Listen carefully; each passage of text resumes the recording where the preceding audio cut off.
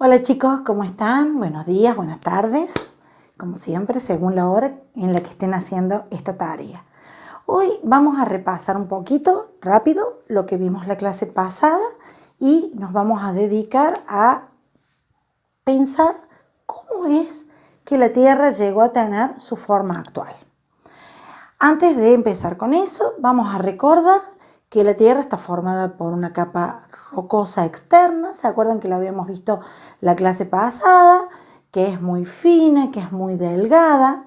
Por una capa interna que se llama manto, en donde las temperaturas están muy elevadas, las rocas se derriten, se funden, se mueven, impulsadas por gases. Y por una capa más interna todavía, que está a mucha mayor temperatura, que es muy pesada y que se llama el núcleo, que seguramente está formado por hierro, por níquel, que son minerales muy pesados. Pero en una cosa nos tenemos que detener, que es la importante, y es que toda esta actividad interna de la Tierra, de tanto movimiento, calor, gases, etcétera, termina afectando a la capa externa, que es la que nosotros pisamos y que se llama corteza o litosfera. Entonces ahora, para poder entender mejor cómo es esta estructura de la Tierra, vamos a mirar acá, fíjense, vamos a comparar a la Tierra con un huevo. Si bien la Tierra no tiene esta forma tan ovalada, nosotros sabemos que la forma de la Tierra se llama geoide, ¿se acuerdan? Bueno, vamos a suponer que es la Tierra. ¿Cómo es la Tierra? La Tierra tiene esta capa externa que se llama litosfera, ¿sí? ¿Y qué es la que nosotros habitamos? Pero esta capa externa es sumamente frágil. Miren, yo cómo la puedo romper. Y si nosotros cortáramos a la Tierra, miren cómo se rompe la capa externa, nos quedaría algo así. El núcleo de la Tierra más o menos tendría este tamaño, esta proporción. Grande, muy caliente, muy pesado. El manto, muy activo, con rocas que se calientan, se enfrían, se derriten, se endurecen, con gases que mueven eso. Esta es la parte más peligrosa de la Tierra. ¿Por qué razón? Porque todo lo que ocurre acá inevitablemente repercute en la corteza. Y fíjense, la corteza de la Tierra es una cáscara de huevo, ¿sí? Sumamente delgada, miren qué finita que es en proporción al manto y al núcleo, y sumamente frágil. Nosotros la rompemos rápidamente. De esta manera podemos entender mejor qué precaria que es la corteza en la que nosotros vivimos. Con qué facilidad se rompe. Qué delgada que es, ¿sí? Esos lugares en donde la corteza se fractura están perfectamente identificados. Son lugares conocidos. Y los materiales que vienen del interior, del manto y que rompen la corteza, también están identificados. ¿Dónde son o cómo son estos lugares? Y generalmente son los volcanes, ¿sí? Y en esos lugares los movimientos de tierra, las sacudidas de la corteza, producen lo que denominamos terremotos o sismos. Entonces, fíjense ustedes, qué frágil que es la corteza en la que vivimos. Bien, ¿vieron entonces qué delgada y frágil es la corteza terrestre? Similar a la cáscara de un huevo. En 1912, hace más de 100 años, un científico alemán llamado Alfred Wegener dijo que la Tierra, a lo largo de la historia geológica, ¿se acuerdan que en la clase pasada vimos las distintas eras geológicas, ¿no es cierto? La precámbrica, la paleozoica, la mesozoica, la cenozoica. Bueno, el doctor Alfred Wegener dijo que a lo largo de todas esas eras geológicas, los continentes se habían ido moviendo. Es decir, habían ido cambiando su posición y que en otros momentos estaban en otros lugares que no son los lugares donde nosotros los vemos ahora. Miren, nosotros vemos América del Norte, América del Sur, y según Alfred Wegener, en otro momento América del Norte estaba pegada a Europa y América del Sur estaba pegada al África. Acá. Entonces no existía el océano Atlántico. A esta teoría él le llama la teoría de la deriva continental.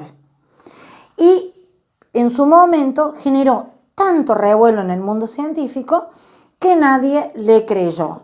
Pero él formula una teoría y queda totalmente desprestigiado en el mundo científico, nadie le creía, es más, hasta lo tratan de loco, y esa teoría con el tiempo cayó en el olvido.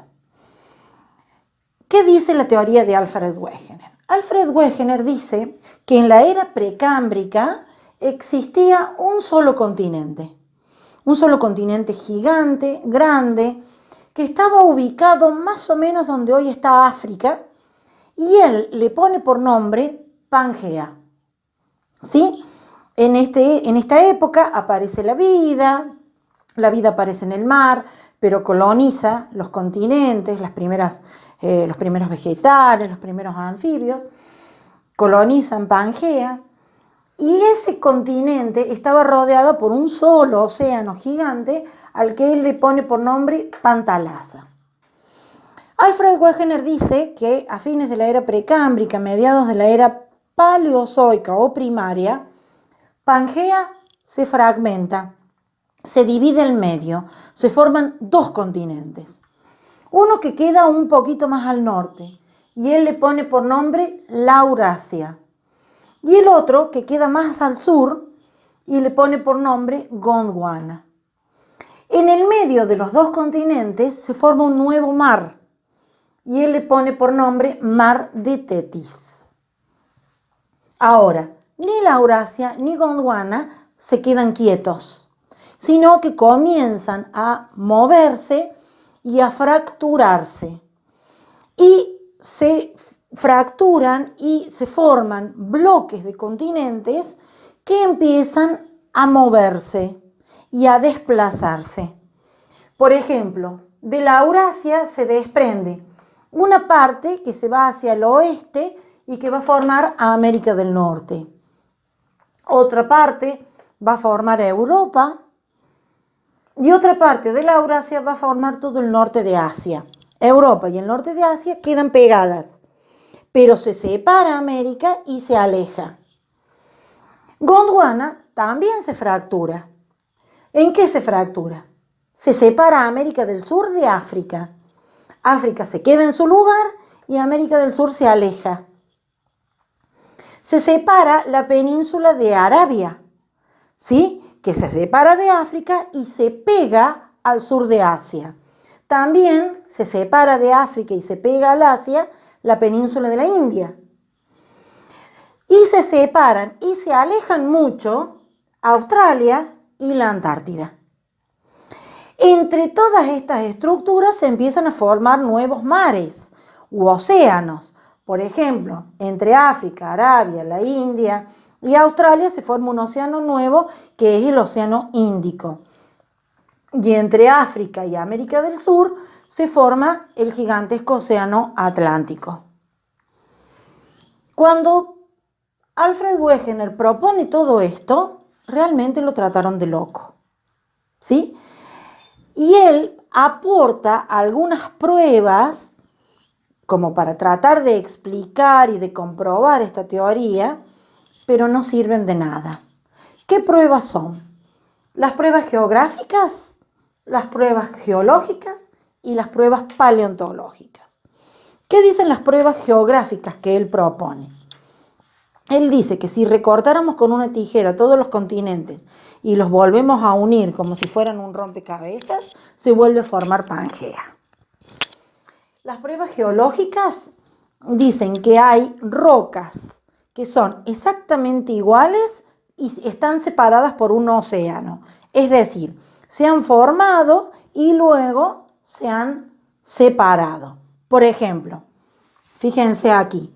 esta parte de Gran Bretaña y del norte de Europa tiene las mismas estructuras montañosas y las mismas rocas que estas partes de Estados Unidos y Canadá, como si hubieran estado juntas y después se separaron.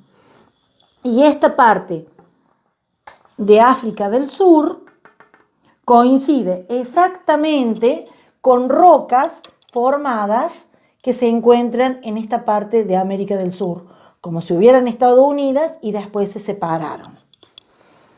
Y el tercer tipo de pruebas, que son las pruebas paleontológicas, son las que él da como registro, por ejemplo, de fósiles exactamente iguales que se encuentran en América del Sur y en África del Sur, ¿sí? Fósiles de plantas y fósiles de animales.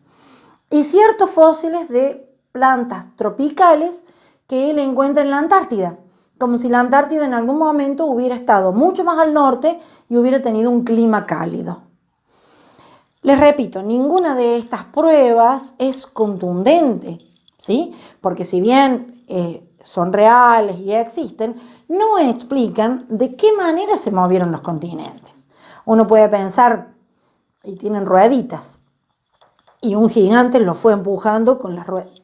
Es imposible.